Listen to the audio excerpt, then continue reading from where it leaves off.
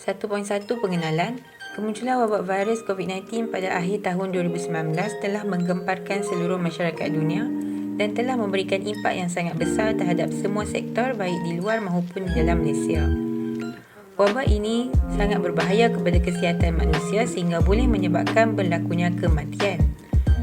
Selain itu, ia juga telah memberi perubahan yang besar terhadap semua sektor di seluruh dunia, terutama sektor kesihatan dan ekonomi.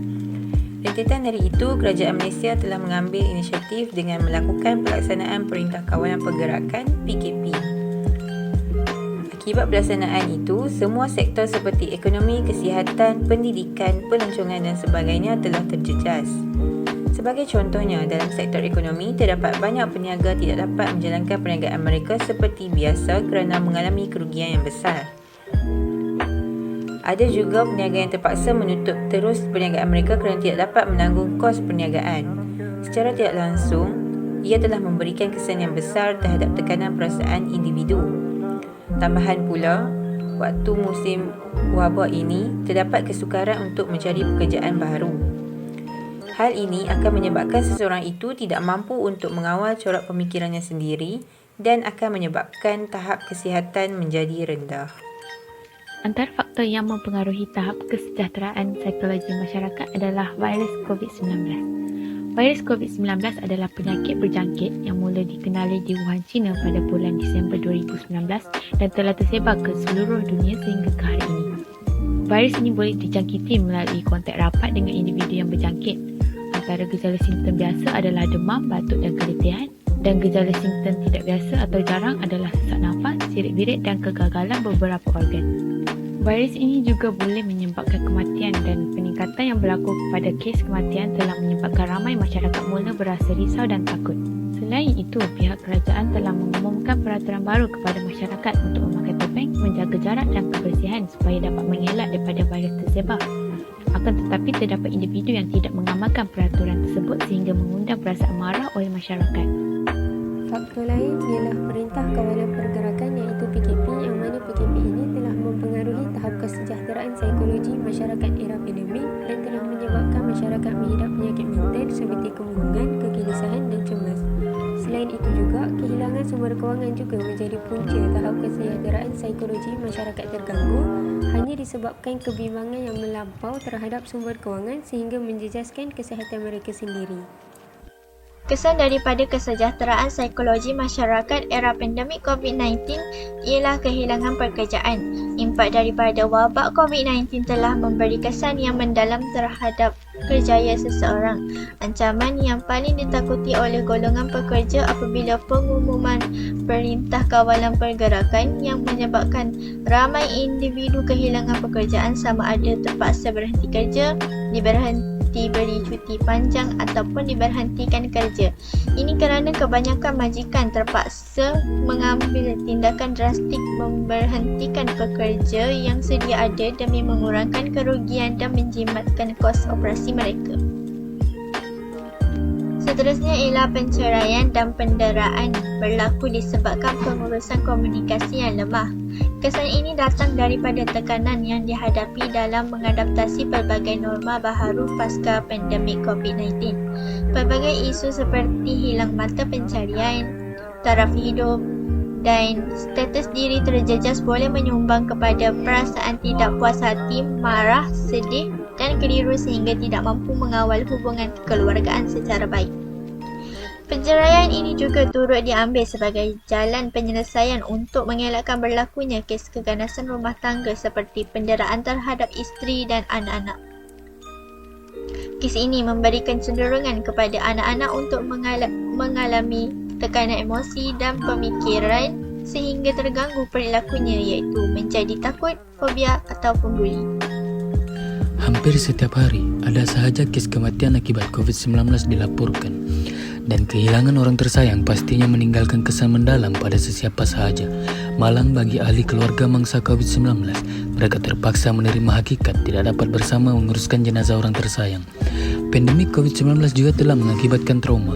Dalam situasi ini banyak perkara bertukar menjadi sensitif dan memerlukan pertimbangan sewajarnya, terutama soal emosi, keuangan dan kehidupan. yang banyak terjejas. Bukan saja pekerja, bahkan majikan juga hakikatnya turut menerima impak pandemik ini. Kes kemurungan dan kegelisahan dilaporkan meningkat sebanyak lebih 25% dalam kalangan penduduk dunia pada tahun pertama pandemi COVID-19 menular, terutama dalam golongan wanita dan dewasa muda. Penularan COVID-19 di seluruh dunia telah meragut hampir 5 juta nyawa sejak ia muncul pada lewat 2019. Namun para pakar berkata jumlah sebenar lebih tinggi lagi. Kajian menunjukkan negara yang paling teruk dilanda pandemik juga mencatat masalah kesehatan mental yang tinggi dengan kaitan kuat antara jumlah kes COVID-19 yang tinggi.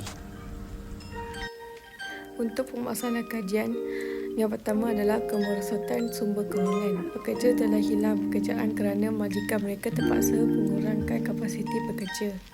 Majikan tidak mampu memberi gaji kepada pekerja disebabkan mereka kekurangan kewangan disebabkan pandemik COVID-19. Mereka juga terpaksa mengurangkan gaji bagi yang masih bekerja disebabkan untuk menstabilkan kewangan mereka. Maka bagi pekerja yang telah kehilangan pekerjaan, mereka tidak dapat menanggung keperluan seharian mereka dan keluarga. Yang kedua adalah hilang semangat untuk belajar. Pelajar-pelajar terpaksa membuat kelas secara talian kerana penularan wabak COVID-19 ini. Ada setengah pelajar tidak selesa belajar secara atas talian kerana mereka lebih suka belajar secara kelas secara bersemuka. Dan juga mereka tidak selesa untuk belajar secara atas talian. Oleh itu, pelajar tidak boleh fokus dan takut gagal disebabkan punca tersebut. Hal ini boleh membawa kepada permasalahan kesihatan mental pelajar. Yang terakhir adalah mempengaruhi aspek emosi. Emosi adalah perasaan tegang yang ditunjukkan kepada seseorang atau reaksi terhadap seseorang atau kejadian. Emosi dapat ditunjukkan ketika merasa tenang mengenai sesuatu, marah kepada seseorang atau takut terhadap sesuatu. Oleh itu, emosi harus dijaga. Jika seseorang tersebut tidak dapat menjaga emosi dengan betul, mereka akan merasa kerisauan, kemurungan dan gelisah. Jika ini berterusan, mereka akan bertindak tanpa berfikir untuk menghilangkan perasaan itu seperti mahu menyendirikan daripada keluarga dan kawan, menyakitkan diri dan yang lebih teruk adalah membunuh diri. Terdapat banyak cara untuk mengatasi masalah ini, iaitu berkongsi cerita dengan insan yang positif ataupun berjumpa dengan kaunselor. Cara paling mudah adalah mengamalkan gaya hidup yang sihat, prihatin, saling berkomunikasi, bersosial dan ceria sebagai terapi diri bagi mengelakkan sebarang kekusutan. Untuk bahagian ni saya akan menerangkan tentang analisis peratusan tahap kesejahteraan psikologi dari segi positif dan negatif. Bagi yang segi positif pula, berdasarkan analisis soalan pertama, iaitu saya berasa selesa semasa menguruskan kehidupan seharian, didapati seramai 7 orang responden bersamaan 23.3% telah memilih sangat setuju. Manakala yang tidak setuju tu terdapat 4 orang responden bersamaan 13.3%. So untuk analisis soalan 2, iaitu saya masih mempunyai keyakinan diri yang tinggi dalam mendorong pemikiran yang positif, terdapat juga 7 responden bersamaan 23.3% yang memilih setuju. Untuk yang sangat setuju pula terdapat 5 orang responden, iaitu bersamaan 16.7%. So dari sini kita boleh nampak kebanyakan masyarakat di negara ini dia masih berfikiran positif.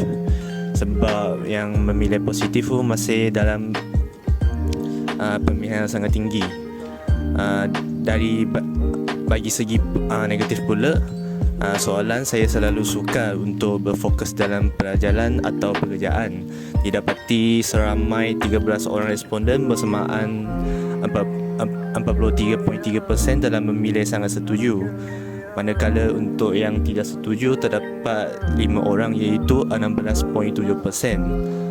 Akhir sekali untuk soalan soalan akhir, iaitu saya berasa sangat tertekan apabila mengalami kemerosokan sumber kewangan, iaitu terdapat 60% telah memilih sangat setuju.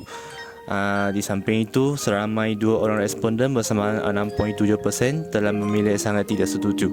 So berdasarkan analisis ini, kita boleh mendapati kebanyakan orang mengalami masalah negatif juga, tahap kesedaran negatif yang tinggi sebab mereka menghadapi berbagai masalah-masalah yang mengganggukan kehidupan mereka. Penyelesaian masalah gaya hidup sihat. Pertama, perlu kurangkan menonton, membaca atau mendengar sesuatu berkenaan COVID-19 yang boleh menambahkan lagi kebimbangan dan ketakutan dalam diri. Kedua, penjagaan diri yang baik seperti menjaga makan, tidur secukupnya dan melakukan senaman serta meneruskan rutin harian. Yang ketiga, amalkan teknik relaksasi seperti teknik pernafasan, relaksasi otot dan meditasi. Yang keempat, peka terhadap perubahan diri serta individu yang memerlukan sokongan. Yang kelima, sikap saling bantu-membantu dalam menghadapi tekanan. Bagi pelajar pula, ibu bapa memainkan peranan penting. Ibu bapa perlu bertanya aspek emosi dan perasaan anak untuk kembali ke sekolah. Yang kedua, peka dan dengar luahan emosi mereka termasuklah kebimbangan sekiranya ditegur, dimarahi atau berlaku sesuatu yang tidak diingini. Yang terakhir, membantu mereka untuk mengatasi masalah dengan berbincang dan minta mereka untuk berfikir dan sama-sama cuba mencari jalan penyelesaian. Penyelesaian masalah yang seterusnya ialah meningkatkan keyakinan diri. Hal ini demikian kerana keyakinan diri adalah asas kepada pemikiran yang positif. Cara untuk meningkatkan keyakinan diri yang pertama adalah menetapkan matlamat hidup. Seterusnya, setiap individu juga haruslah mempunyai prinsip dalam kehidupan masing-masing. Selain itu, bersenam dan mengamalkan gaya hidup sihat. Dan akhir sekali, membaca dan menuntut ilmu serta mendekatkan diri dengan sahabat yang positif. Dan penyelesaian masalah yang terakhir ialah meningkatkan aspek kesejahteraan spiritual keagamaan. Aspek keagamaan dan spiritual merupakan salah satu strategi daya tindak terhadap tekanan setiap individu dalam segala urusan. Selain itu, agama juga menyediakan suatu cara untuk memahami penderitaan emosi dan fizikal sehingga mewujudkan rasa redha dalam berhadapan dengan tekanan. Sebagai umat Islam, kita perlu meyakini bahawa setiap ujian yang diberikan oleh Allah SWT mempunyai peringatan untuk manusia seluruhnya. Oleh itu, setiap individu haruslah mengubah pandangan buruk terhadap wabak COVID-19 ini dan haruslah yakin kepada Allah SWT bahawa Allah akan sentiasa menolong dan memberi jalan keluar kepada setiap hamba-Nya yang bertakwa.